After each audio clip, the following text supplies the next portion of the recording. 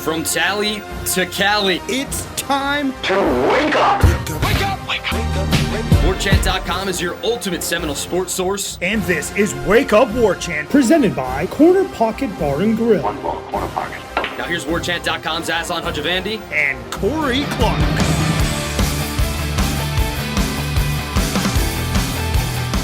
Wake up! What is up, everybody? It's Wake Up Warchant, presented by the Corner Pocket Bar and Grill. Coming up on today's show, back to the Renegade Express mailbag, and we are now entering the top 10 of the preseason top 40. Wake Up Warchant, presented by the Corner Pocket Bar and Grill. CPTallybar.com is a website. As always, you can visit the website by simply taking a photo of that QR code. You don't have to snap the photo. Just get your little crosshairs on it, on that barcode little thing. The QR code is what we call it. Takes you right to the website. You can check out their daily lunch specials. But I'll read it to you since you're already here, everybody. On Thursdays, cheesesteak sandwich, chicken or steak, $8.99 from 11 a.m. to 3 p.m. And since Bill's such an awesome dude, he's also like, hey, give him a free side dish. You can choose straight fries or curly fries, onion rings, potato salad, broccoli, side salad, tater tots, or freshly cooked potato chips. Again, that's all $8.99 at the Corner Pocket Bar and Grill, cptallybar.com. Have fun at bingo tonight, everybody. Battle. Do your best. Yeah, be safe, though. Be safe. It can get combative in there. Yeah. And if you get bingo, yell it out. Don't be kind of meek or mild about it. Like, yell it out. Because people will get mad at you if you're just like, bingo, and nobody hears you. You got to own it. Be loud and proud. Yeah. All right, Wake Up Warchant, part of the Warchant.com family. Hit the thumbs up. Corner Pocket, Vitamin Energy, obviously they help us out making this show every single day, but we got a lot of stuff going over at Warchant.com, and we're now covering a really good football team. So the Warchant Wrap with Corey and Ira, Warchant Report, man, all these things are available if you want to put your name on it. Costs you a little bit, but I think it's worth it. Holler at your guy Aslan at Warchant.com if you're interested in getting involved in the mix here over at Warchant.com as Florida State is set for a huge 2023 season.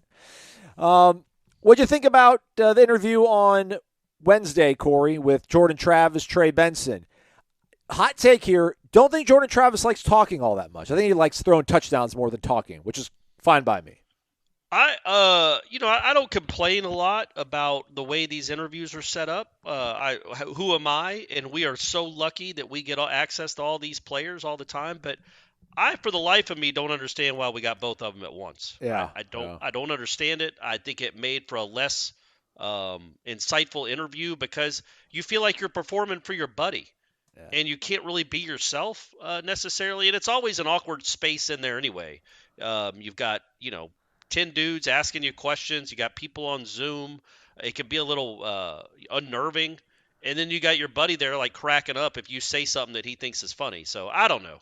I wasn't a fan of that. I'm a fan of both guys. But you're right. Jordan Travis isn't somebody that likes to talk with the media a whole bunch, which I'm fine with. It's not like he's ever rude, right? Right. It's just he has better things to do with his time. And he's also, I think, done it for, I don't know, man, 5 years now. He's been like talking to us. Like he's been a part of college football. That Boston College game was 2019.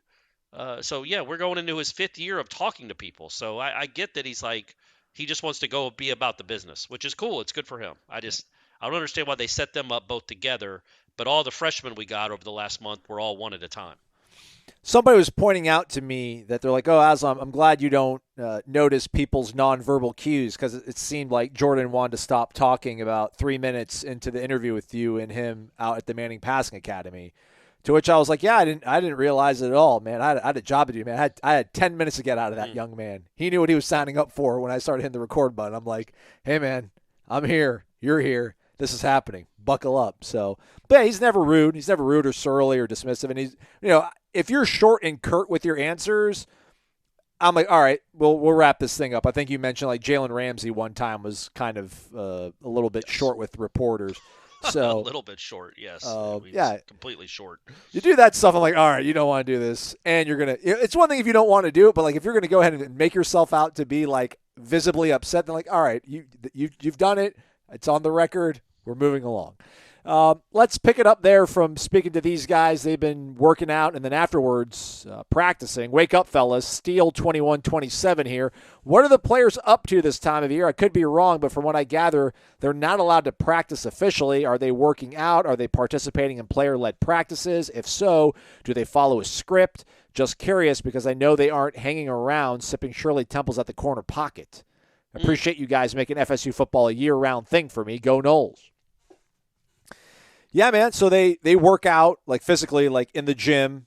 Some days they do speed work with the strength staff, but they'll be in the gym working out, doing strength training. And then, Corey, apparently, maybe 20, 30 minutes or so, Jordan kind of clarified to us, they'll go and they'll start practicing 7-on-7 kind of stuff. It's not like there's not, I had the opportunity to ask a joke and I didn't deliver it. I was going to be like, are you guys chasing after each other? Like, does the practice start with you racing against Braden Fisk, Jordan, since, Coach Norvell's not out there? But, didn't think about it until afterwards. But, yeah, so, Corey, it sounds like – Plus, isn't Norvell out there some of the time? Isn't he allowed? Yeah. Okay, that's what I'm saying. So maybe they are still racing even after their workouts. But, yeah, it sounded like he said they do 7-on-7 and 1-on-1s, which makes sense. I mean, I don't think the linemen are out there going up against each other. And it's even as Jordan said, like, they're trying to save their bodies. It's a long season and they want to be healthy. So they're not killing themselves after working out, but they get 25, 30 minutes in, whatever it is. It's what it sounded like of, throw and catch with the DBs and the linebackers going up against the receivers and the running backs and the quarterbacks getting reps with the new receivers. So yeah, I'm glad that was clarified because I didn't understand how that worked either. And the linemen, they are out there, but they're not banging and stuff. They're probably just running their sets and getting their, drops and all that kind of stuff. Maybe Casey Roddick is snapping the ball. Would not be opposed to that, Corey. Yeah.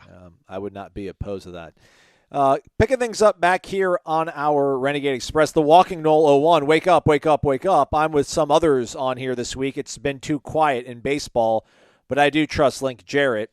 It's too early to actually break down football, so here's a different question. Who you got in the men's bracket, Wimbledon? At this point, I'll take any sport to talk about, which is funny. I was watching SVP last night, Corey, or rather 2 nights ago. I was watching them on Tuesday night, and they started off the show. They run the Open, and you can hear people off camera laughing, and Scott Van Pelt's got 3 fingers up on each hand.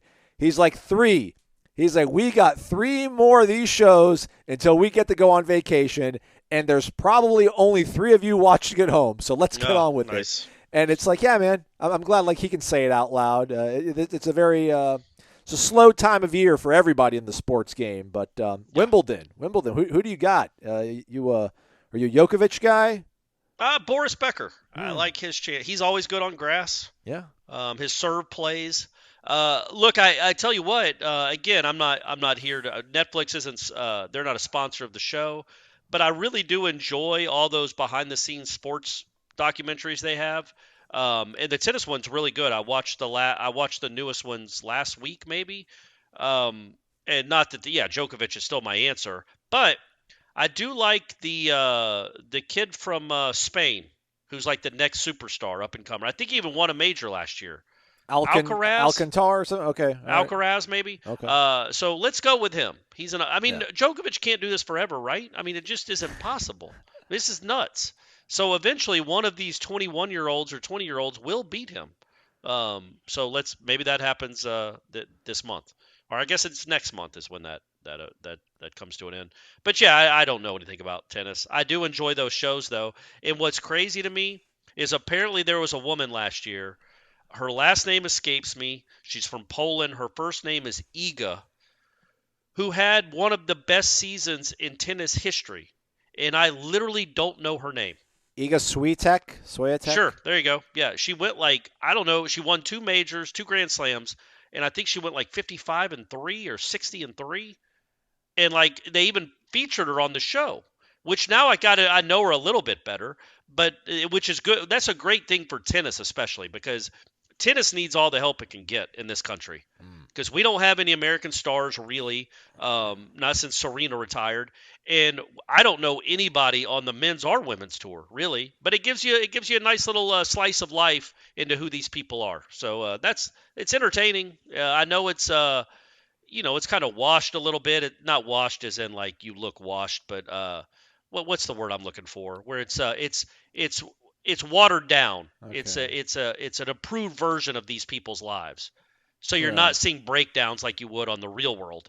But it's still an interesting show, and I would recommend people to watch it. It's just like the Formula One. Okay, I was about to ask. That's why exactly. It's by the same people. It's the Formula One and the golf. That teams that do all that, they did one for tennis too. Did college Corey Clark ever consider going on the Real World or Road Rules?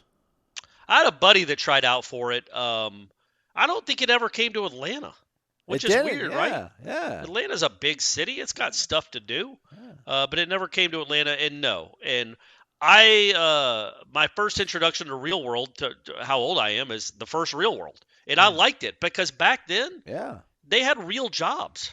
Like one of them was a dancer that was going to New York to be a dancer. Another one was like was a rapper. The other guy was a writer. Yeah. I mean, they had real jobs. One was the model, and they were in New York for their lives. It wasn't like, oh, let me go get famous on this show. And then once the first show happened in New York and they went to L.A., that got a little dicey. And then the third season with Puck, I'm like, I'm through with this. This guy is a complete tool. He loves being filmed. Look, I got tattoos. Aren't I? I'm interesting, right? And I'll snot in front of you. I'm an interesting guy, right? It's like, come on, man. I'm done with this. So that was my last Real World season. All right. Armchair Osceola, way up.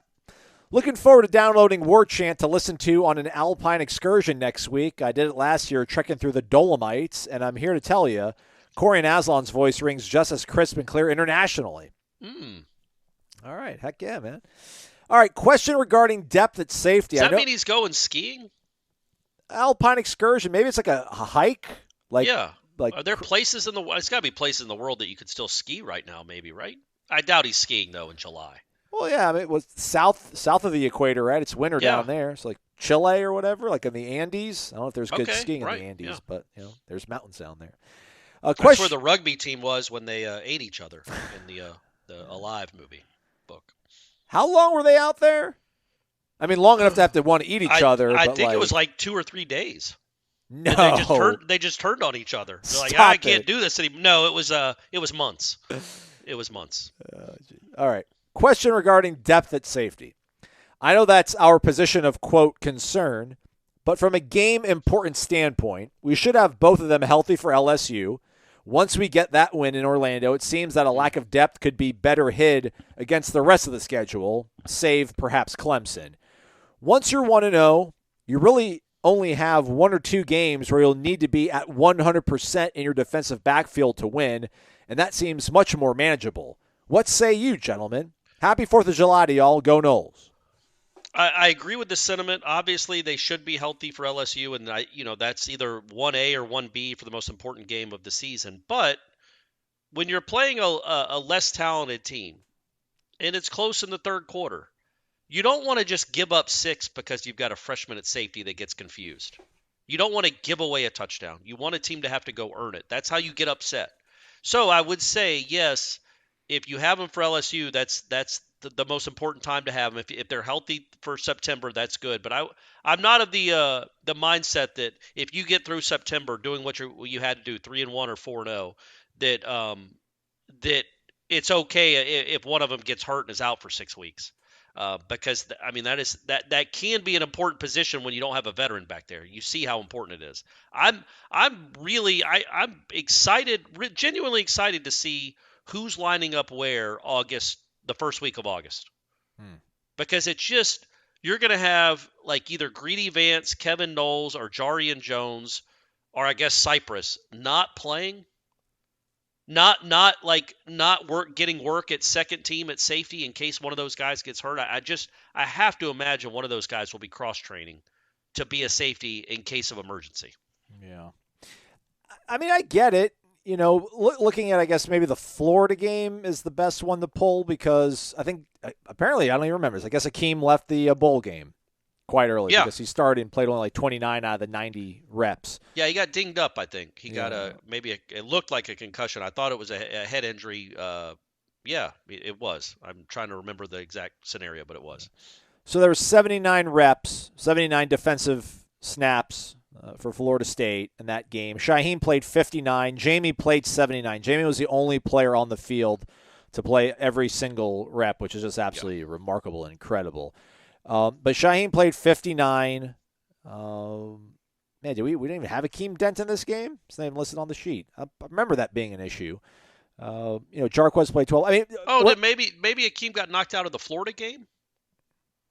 Is that what happened? Is that why McClellan was on the field against Florida? Yeah, but he's not even on the participation chart on PFF, which I probably shouldn't use PFF, but I'm trying to. What are you doing, Aslan? It's just easier to.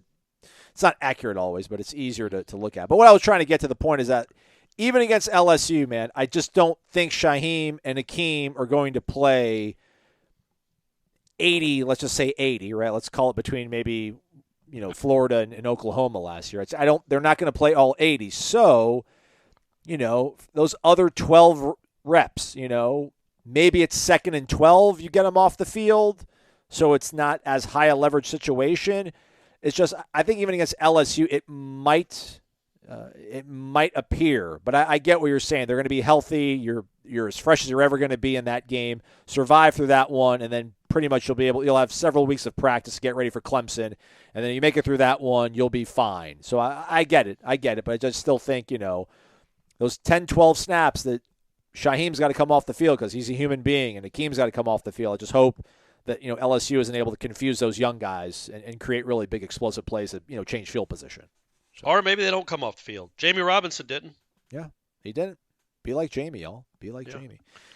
Hugo Boss. Did we read this one? I don't know. No. We're so close to football season. 68 days until September 3rd. Maybe even less than that. I can't wait. On to my question. Based on your years of experience, how does Brock Glenn compare to Luke Kromenhoek as a prospect? Who has a higher ceiling, higher floor? The more I hear about Kromenhoek and him about getting his potential 5th star, the more excited I get about the future of this 2024 class. Thanks and have a wonderful day, Hugo. You want to take that, Aslan? I mean, I kind of have to defer. I don't have to, but I'd like to defer to the people that watch all this stuff and rank guys. I feel like Luke's tape looks a little bit better, but, Brock lost his 4th star, ended up being a 3-star prospect. I don't know if Ohio State cooled on him or if he cooled on Ohio State, but, Luke is a highly sought-after prospect. I just feel like maybe there's a little bit more, maybe just a smidge more arm talent from Luke. But they really like Brock, man. They like Brock a lot. They like Luke a lot, too. If I had to say a higher ceiling, I guess Glenn, but I would say Kromenhoek's got a higher floor. Well, I don't know. You go ahead, Corey. What do you think? I don't have an opinion. I'm not trying to sit on the fence here, but, I have an opinion that Brock Glenn has a higher ceiling than A.J. Duffy because I've watched them for 6 weeks. Next year, please, and I'm not trying to push this down the road, ask me next year at this time. I assume the Hawk is going to be an early enrollee. So let me see what he looks like in the spring, and I'll have a much better gauge of who I think's got how they compare. Because, again, there's no real context. I've seen highlights. It looks like he throws the ball really hard. Looks like he throws it far. Looks like he's a good athlete. But I want to see it in front of me. Before I make a declaration like that. Does that make sense? Yeah, no, for sure, man. It's tricky because Brock Glenn was impressive, though. I really did think Brock Glenn was impressive this spring.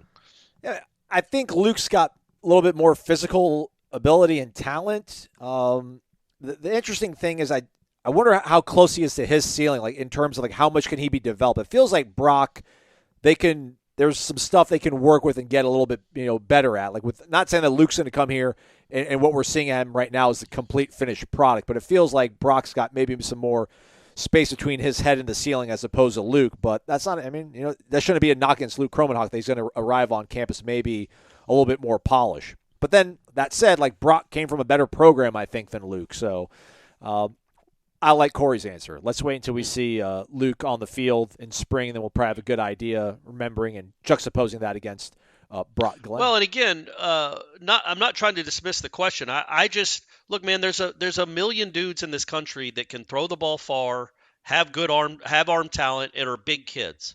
But that's not the quarterback position. That's not all of it anyway. And what stood out the most about Brock Glenn to me is something you almost can't even articulate. It's just he was not overwhelmed. He did not look rattled. He looked poised for a kid that was supposed to be in high school. That to me is what excites me about his future. I might sit there and watch Kromenhoek throw the ball 110 yards. But if he looks rattled in the pocket, if he looks shaky, if he's always tucking it and running it, it won't matter to me because I lived through Xavier Lee. There's nobody that's thrown a ball farther at this school than Xavier Lee. Fat load of good that did. And he was 6'6". He was huge. And he could run. But if you don't see the position, if you don't see it, if you don't do it quickly, if the computer in your head isn't rapid fire, it mostly doesn't matter how strong your arm is. You can throw it 100 miles an hour to the other team, or throw it into the bleachers. But I guess bleachers. Oh, they sell bleachers at college football games. I should have said seats. But so that's why I want to hold off judgment. Whoever's more talented, quote unquote, physically, at this stage, at this level, it's so much more about what you do with your mind, man. It is so much more about that. That's why Travis took that leap. Yeah. He's always been able to throw the ball pretty well, and we know he can run, but he took a leap last year, and I think so much of it was between the temples. Yeah, for sure. I mean, being at that Manning Passing Academy, there's a lot of guys that had liver arms than Jordan Travis. I don't think they're going to have as many touchdowns as Jordan. I don't think they're going to win as many football games as Jordan Travis. So, pick what you want, prioritize what you think is the most important thing. So, why don't you prioritize your energy levels? Get jazzed up, everybody. VitaminEnergy.com offering the promo code WARCHANT BOGO, BOGO, to our listeners because they're Florida State fans themselves. That allows you to buy one and get one free when you use the promo code over at VitaminEnergy.com. Check out the Focus Plus. It's the #1 selling energy shot in America. Boom. There you go. You're welcome, Vitamin Energy. Thanks for letting us be part of all this. Packed with branched-chain amino acids, CoQ10, and no sugar, you'll get no crash. The vitamins help enhance focus, memory, and clarity. It even says on the package, supports brain health. Vitamin Energy, the Focus Plus. Tastes pretty good, too, the tropical infusion flavor. I like it a lot. There's also a mango flavor that's pretty solid, too. Even if it didn't taste good, you'd still want to take it. Right. But it doesn't I'm sorry, even if it tasted horrible, you'd still want to take it because of what it does for you. But it doesn't taste horrible. No. It tastes, as Aslan said, pretty good. And when you're getting all the nutrients that you need for like a year in one little shot, it's awesome that it tastes pretty good. It's exactly what it is. It is not cringy. It goes down smooth. It is a good product, gang. Corey's going to maybe leave us and be a Zagat restaurant, review guy. I like it. Got solid palate. And it's only a shot. It's 1.93 fluid ounces. You can do it. Try it. Shake it and take it. VitaminEnergy.com. Promo code is WARCHANTBOGO, BOGO. Buy one, get one free. Tally Brave. Wake up! My family moved to Tallahassee in 2012 and became instant Nole fans.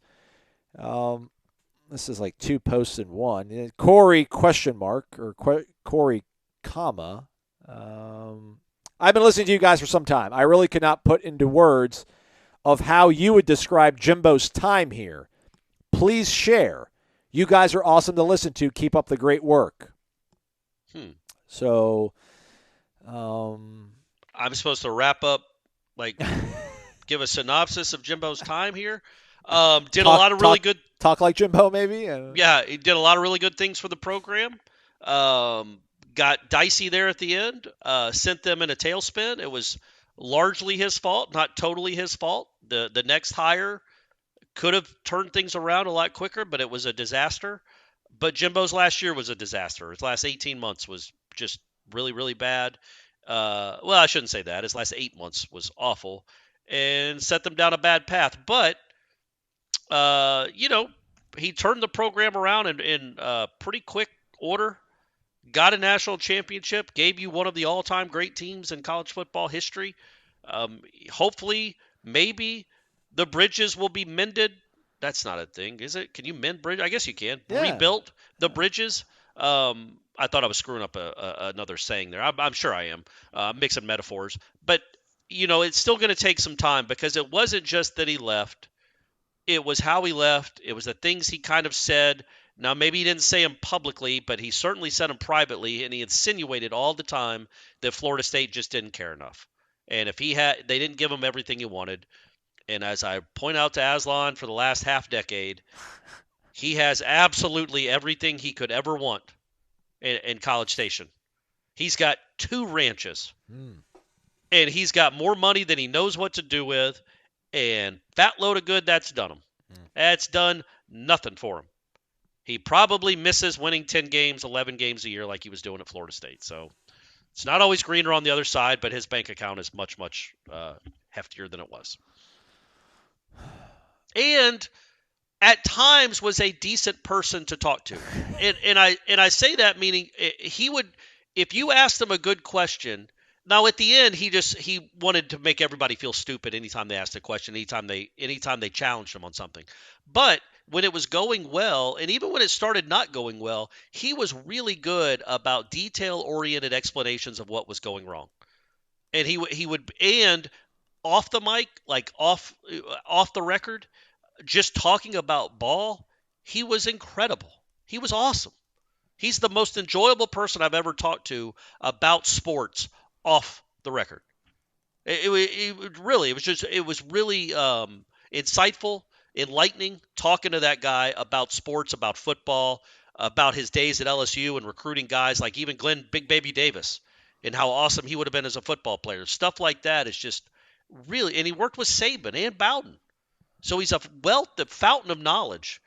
And when you got him in the right mood and he was talking about what he wanted to talk to, it was really fun. He was just pretty surly too sometimes and not really approachable if you were a fan. Yeah. National title was cool though. I mean, Corey did mention that was cool. It was. Like that a lot. The 29 wins in a row, that was pretty cool too. Yeah. Hey, Link, if you want to do some stuff, that might be frowned upon to get us a national title and then we end up on probation afterwards, I'm fine with it. Just letting you know, Link. How could you even end up on probation now? Right. What would he have to do? Like pay Acuna? Acuna's probably still got – does he have college eligibility left? Oh, man. All right, last question, then we'll uncork this top 10. Picks 6 through 10 of the top 40, at least Corey and ours, and mine, rather. SQuinn67, wake up! Thanks for the consistently great content from Warchant every day. You guys are making the summer fly by. Question. You're welcome. Thank you. Right on. Quinn. Question. With the Alabama baseball coach getting fired for cheating, have you all heard about Link going after any of their prime players from the portal? Seems like an easy raid for talent. Go Noles. Suck at Florida. SQuinn67, class of 93. Quinn, we love you, but I think I would say he didn't get fired for cheating, right? He got fired for gambling. Right. I guess technically maybe he was he was betting against his own team, I guess. Wasn't that the story? Was it? I thought so. I thought he told his buddy that was in the casino to bet on whoever they were playing that night, LSU or somebody. Yeah, it was LSU. Yeah, I mean, he wasn't dumb enough to bet on his team against that juggernaut, was he? And I think it was a Friday night, so it was Skeens. Maybe he just knew, like, we don't have a lot of guys that can hit 101. Yeah. So, but hey, put some money on that. But no, I mean, I don't know that. I know Alabama's best player from this past year was a freshman that hit 25 home runs, and he's committed to Florida. Yeah. So, and a lot of it, man, again, how much money are you willing to spend, or is your collective willing to spend on baseball? That will the roster is determined that way now. Especially if you're competing with these kind of schools. I mean, a lot of it is determined that way. You got to keep guys on your team, and you got to go get guys. But it's not football money, but it's still money. And I would hope Link better be looking at all of them.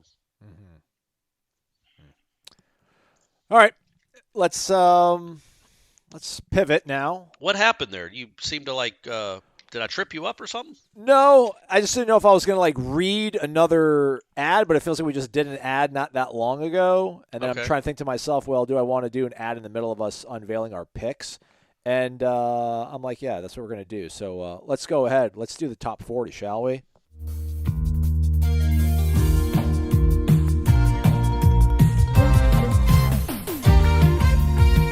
Haslam? Oh boy. There we go. What? Is that something you just put in today? Yeah, I've been meaning to do it. I mean, I used to do it when we first started doing this. It was just Corey's top 40, but now I've gotten second billing on it. So Come on, man. I mean, I like it, but I think that's something we should have been doing that the whole time. You're right. But it's better late than never, or whatever. Well, that's true. Now, see, yeah, you're right. I shouldn't have said it like that, man. I apologize. Yeah. Let's see. Hold on 1 second. I was just looking at the Alabama lineup, their best players. All their best players are grad students, man. So other than the kid that hit 25 home runs, they're all either redshirt juniors that'll be drafted or grad students. So not a lot to choose from, quite honestly. No. And didn't they get a kid from Alabama? Yeah. The kid that only played a few. They have a Jackson West. Did you know that? Oh, nice. I'm sure you Really? didn't. A second one, huh? Spells it Jaxson. Ah. So come on now. But yeah, so maybe they have a great pitcher that would be eligible to come to Florida State. But yeah, all their best hitters are all grad students, and that's all the research I can do on Alabama baseball. There we go. All right, let's get to it then. Picks 6 through 10. We'll have the Warchant composite, the actual picks via Gene, Jeff, Ira, Tom, Corey, and myself. Up on the website probably this weekend, but Corey and I will go through our picks. Probably even before that, I'd say. Maybe Friday. Well, Friday, I guess, is technically the weekend. What about you? You're writing a story. I don't want to give it away, but are you still crafting your data-driven story about experience late in rosters? No. So I'll give you guys a little hint. We were talking about Florida. It's in there. It's whenever Ira wants to run it. But again, I just want you guys. I hope people do this when they read the column and it doesn't just become numbers that they don't comprehend. So Florida State has, again, 602 starts on its roster at the Division I level. Florida has 241 starts at the Division I level on its roster. So that's a difference of 361. So if you're just limit it to the starting 22. Give or take. That's like I can't even do the math. That's like 16 starts, extra starts per player that Florida State has over Florida. Now, it's not how it works, obviously, because some of the guys that have starts for Florida State will not be starting this year, and vice versa. And there'll be other guys from Florida that will gain a lot of starts by the time they play Florida State in November. But isn't that seems incredible, doesn't it? Yeah.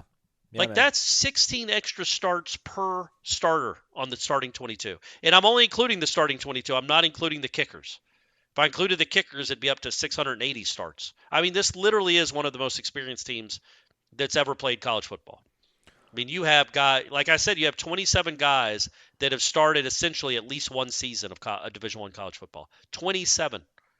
Again, not counting the kickers. Anyway, so yes, get on Warchant. That'll be up hopefully by the time you're listening to this, but at least if not, sometime thereafter, where I kind of make the case for why that's a pretty big deal. Because Clemson doesn't have a lot either. You know what Clemson does have a lot of is 5'10" white walk-on receivers. I thought you were going to say 5-star talent, but they have that too. Yeah. They have that too, and that's kind of the point I was making. We'll go ahead and just drive past the comment I just made about the walk-on receivers, but it is crazy the running backs and the wide receivers they have, because I have to click on. I don't know these guys, right. So I have to click on every name to see okay how many starts do they have in their career, and I mean you could tell if a kid's 5'8", 160 as a wide receiver, he probably hasn't started at Clemson, but you still got to click on their bio just to be sure. But my point was, would you rather have a 19-year-old 5-star or a 22-year-old all-conference player? Yeah, the latter for sure. Right? But yeah. Look, I get it. Stars matter, but starts matter too. And you have guys, it's not just experienced. It's not like Abdul Bello. Again, love you, dog. It's not Abdul Bello with 12 starts. These are good football players, good college football players. And so what that Clemson game becomes, and maybe another game later in the year becomes is, and Clemson has some pretty experienced guys as well, but it's a big gap. It's like 280 starts difference between Florida State and Clemson. Is would you rather have that 19-year-old 5-star or that 19-year-old 4 star that has 4 starts, or a guy that was a 2-star that went to Albany, or a 2-star that played at UTEP, but is now a 22-year-old man, all-conference performer? Like, it gives you a fighting chance, I guess. If you don't have the absolute 4-star, 5-star top end talent that your opponent does, buddy, it gives you a chance when you got guys that are all conference type ish players, good college football players that are also grown men. So that gives it made me feel maybe not so good about the LSU game. LSU has more experience than I thought, but it made me feel better about that Clemson game. Anyway, let's go. MyBookie.ag, promo code WARCHANT, instant cash deposit bonus for first-time members. You can bet anything, anytime, anywhere. Lots of UFC going down this weekend. You can bet on that. You can bet on your Noles to win the national title right now. Good odds, big payouts. Heck, how about Wimbledon, right? You guys talk about Wimbledon. You want it, you got it. Iga Swiatek, probably butchering the name, and I apologize. She's a legend. Plus 340 to win Wimbledon. You heard Corey talk about how solid she's been doing. On the men's side, Novak Djokovic, minus 165. Corey's guy, Carlos Alcaraz, plus 310. How about my guy, Nick Kyrgios? Nick's got to win one at some time, that hothead. I always root for Nick Kyrgios to win, but he probably won't. But plus 2,400, maybe worth kicking the tires on that one. You can bet anything, anytime, anywhere, including golf. Doesn't matter what's going on. The Match 8, the Rocket Mortgage Classic, it's all there for you. So check it out. Make sure you use the promo code WARCHANT when you're over at mybookie.ag. I mean, should I just go ahead and – I think we should just go ahead just because we haven't been able to do it a bunch. Let's just go ahead and let's do it again. Okay.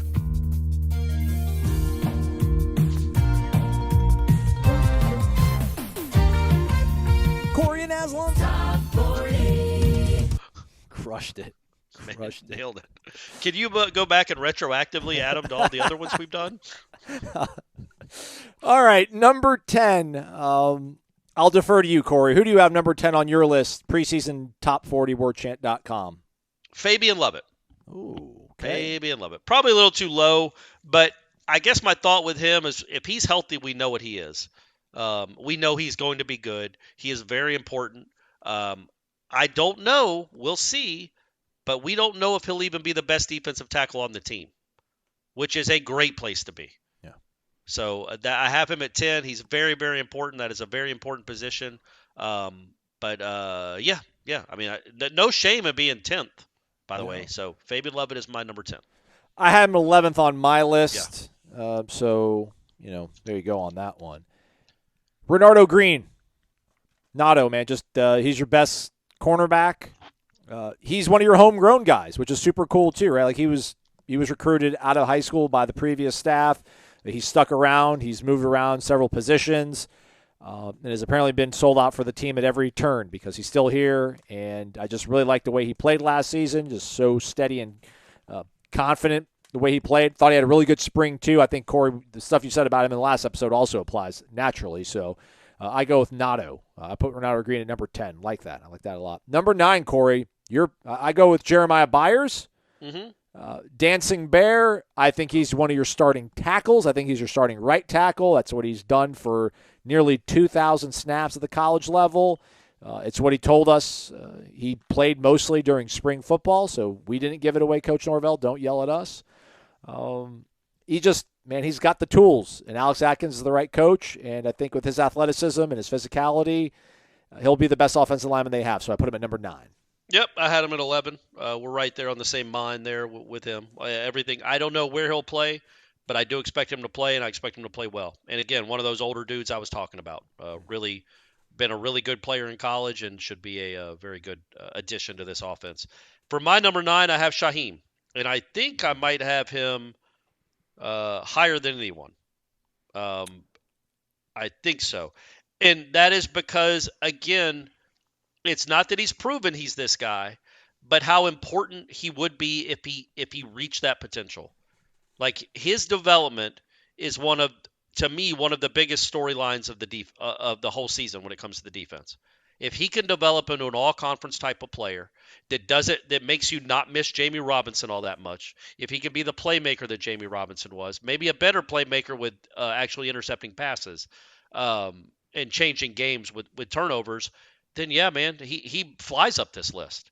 But yeah, he's my number 9. That's a very important position, and his development will be a big deal this season. Number 8, we got the same guy. I'll let you speak on behalf of the class since you're. Oh, look at that! We got number 8 and number 7 are both the same. We do. How about that? We do. Let it rip, Corey. Who do we got? Number. We work together too much. Patrick Payton. Yeah. Again, I wouldn't say, even though he was the ACC Defensive Freshman of the Year, I don't know what he had, 6 sacks, 5 sacks. The production wasn't incredible. But it's what his development would mean if he takes that next step. If he improves as much from his first year to his second year, if he improves as much this year as he did from his first year to his second year, then you are talking about an all-ACC type of defensive end to go alongside with maybe the best defensive end in the country on the other side. Imagine what that would mean to this defense. I mean, it's not Boulware and Wilson, but man, it ain't bad. It's pretty darn it's pretty darn electric. Those two guys are real athletes. They get to the quarterback, and that would be a nightmare for opposing tackles. And it would change game plans if he becomes that guy. Not just a dude that gets you that, might get you a sack every 2 games, but then disappears for large stretches or isn't physical enough at the point of attack and they don't play him all the time. Like if he becomes an every down defensive end that produces 10-ish sacks and 18 quarterback hurries, man, you've got one of the best defensive end combos in the country now. That would be very, very important. Let's give him his flowers, as the kids would say. I mean, he came in listed at 6'5", 205 as a recruit, and now he's 6'5", 243. So, I mean, everybody always has this idea, right, Corey? Like, bring him in, add the weight, you'll be all good. And it's like, well, I know these are 17-year-old kids as you're recruiting them, and their bodies are changing, and they can adapt well, but it's like, yeah, man, sometimes though, like they're still just, they're not going to get 2 or 3 inches taller. Like you're adding 30, 40 pounds of mass onto a body. Man, that adds a lot of stress to your joints, your ligaments. I mean, it's a tough thing to be able to add quality weight, hold it, and perform at a high level. So great job by Patrick to be sold out to what the staff told him to do and Coach Storms, the nutrition staff, because yeah, man, 6'5", 243, that's a real legitimate dude. That's a guy that it's definitely going to be able to help take some, pressure off of Jared having to do everything all the time. So really like where he's at. Who do we got at number 7, Corey? We've got Braden Fisk. Look at us. I think we've got him the highest of anyone. He's already been written about in the, I think, right? He's already been written about. 18th. He was 18th on the composite. As the collective, I think we're of the same mind, obviously, that I don't know if he's better than Fabian Lovett, but if he's as good as he played last season, if he's as good as the guy that, thought about going to the NFL, a guy that Notre Dame wanted, if he becomes a stalwart defensive tackle for you, you can't overstate how important that is for this defense. To have a guy alongside Fabian Lovett that can wreak havoc. Both of them can't be double teamed. Yeah. So whether he frees up Fabian Lovett to get one-on-one attention or vice versa, having him next to Fabian Lovett will be an enormous, or Darrell Jackson, waiver pending, or Joshua Farmer. Having a NFL type defensive tackle to line up alongside Fabian Lovett is just vital. Yeah. It could completely change the season if he's that guy. We haven't seen it. He was, let's say, limited to just sprinting with Mike Norvell during the spring. But if he's that guy and can get you 35 or 40 reps a game to go along with Farmer and to go along with Jackson and Lovett, man, what an addition that is, man. It's like the Jeremiah Byers of the defense. Yeah. Number 6, I got Jaheim Bell. This is a pro-style offense. It's an offense made for playmakers. Yep. I don't think there hasn't been at any point in Mike Norvell's career, man, that he's had anybody at this H-back, 3-back, tight end position like Jaheim Bell. I think, maybe Trey Benz is another guy that's NFL caliber, pro-style offense piece. Otherwise, I mean, maybe Johnny, you would hope at least with that size. But with Jaheim Bell, man, I just think I don't want to put way too much pressure on this kid, but I just think when you think of elite tight ends in the NFL and the way they're used and how productive they can be, like Jaheim has that potential. I mean, he might have the second most catches of any pass catcher. He might not be he won't be the number 2 wide receiver per se, but he might be the number 2 receiving threat for them behind Johnny. He might even be able to surpass Johnny. Who knows? Just especially with the way that Jordan sees the field so well and knows how to go through his progressions. Really excited to see Jaheim bounce back because he had such a huge performance in the bowl game 2 years ago. They thought that 2022 was going to be a huge breakout year for him, and it fell short of his expectations for sure, as well as Shane Beamer and the staff up there in Columbia. So I think he's got a lot to prove. I think he has all the talent to prove it. I'm really excited to see what he can be about. So I got Jaheim at 6th. Fair, good call there. We're of like minds here too, but I went a different route. I just went with Keon Coleman, because again, it's hard to look, and we've gotten to the point now in these lists where it's all NFL guys or Heisman contenders ahead of them. So being 6th isn't anything to be upset about. But Keon Coleman might be the number 1. Yeah. We have no idea, right? Right. He was really good at Michigan State with not a great quarterback in a pretty bad offense where he was the one guy, and he still put up those kind of numbers and had a couple of huge games, bigger games than Johnny had outside of Oklahoma. So when you have him outside and Johnny Wilson outside, that makes this offense next level. It just does. Like last year, if it was 3rd and 12, anytime they got in a tight bind, it seemed like it was a fade to Johnny. Happened at NC State to kickstart that last drive that ended with the interception. Obviously happened to Oklahoma. Happened against Florida when the game seemed to be on the going the wrong way. And now he's got another guy he can do that with. And this guy might be better. He might be better. He's not a 6'7" unicorn like Johnny, but he might be just as good on the one-on-one balls, and he might be better in the middle of the field. He might have better hands. Don't make jokes, folks. But I'm really, really anxious. Anxious isn't the right word. Excited to see what he looks like in person and what he's going to add to this offense. Because it might be he's too low at 6 when this season is all said and done. He might straight up go win you 2 games because they just can't. Like we could say that Johnny won that Oklahoma game, right? Oh yeah. He basically won it. Jordan was awesome, but they don't win that. Johnny was the one that made the plays to win that game. You might have another guy that can do that 2 or 3. And Johnny did that against Louisville too. So Johnny basically went out and won you 2 games. Well, Keon might be able to do that too.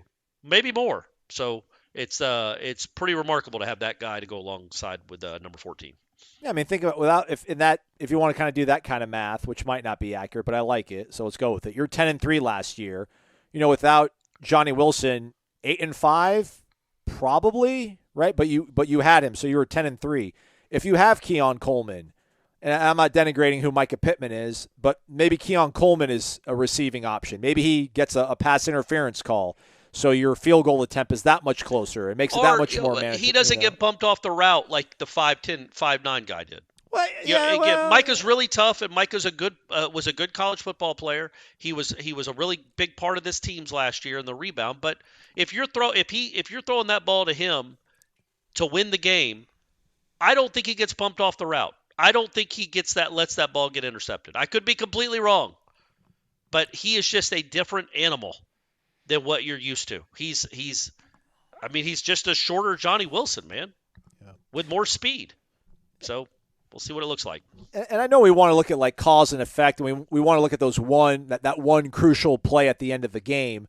But with a guy like Keon Coleman, it's something as simple as like the second drive against Wake Forest, right? Or maybe the third drive against Wake Forest. Yeah, when you need a play and you convert the third down because you have that guy. And then that stems the tide that Wake Forest has. It changed the entire complexion of the game, but we don't talk about it in the larger context because it was a first down in the first quarter, and we don't know how it would have played out otherwise. So just having all this talent, you have all these options, man. Like, so if someone has an off day, an off drive, man, you have somebody else to pick it up. And I was just thinking about it when I was editing the video that we're going to have up with 6 or 10, Corey, and there's some things that we couldn't talk about it that we saw at practice on some of these players that I can't wait for the fans out there to see.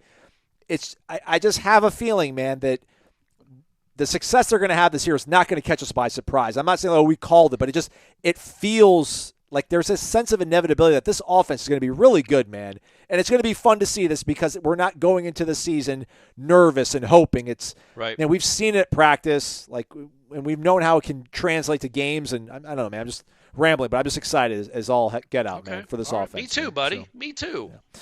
All right, that's a wrap for us today and for the week. We'll be back next week. Really hoping to have interviews for you next week, everybody, with some other folks to talk about this great sport that we all love. So if you have any suggestions, tweet them at me or keep them to yourself.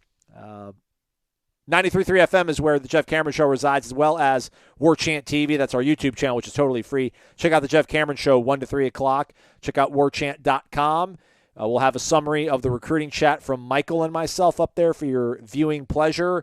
I'm going to see if he can put a thread up on the board, Corey, for all these announcements that are coming down. I mean, I wrote down, I think, like 10 names from a thread I saw on the premium recruiting board of players that are supposed to commit between like July 1st and July 29th. So, okay, good, man. It's about to pick up. It is, and nice. We need it, it, man. Amen, brother. So, thanks for listening to another edition of Wake Up Warchant, presented by the Corner Pocket Bar and Grill. On behalf of Corey, I'm Aslan. Thanks again. Have a great one, everybody. Stay connected to warchant.com.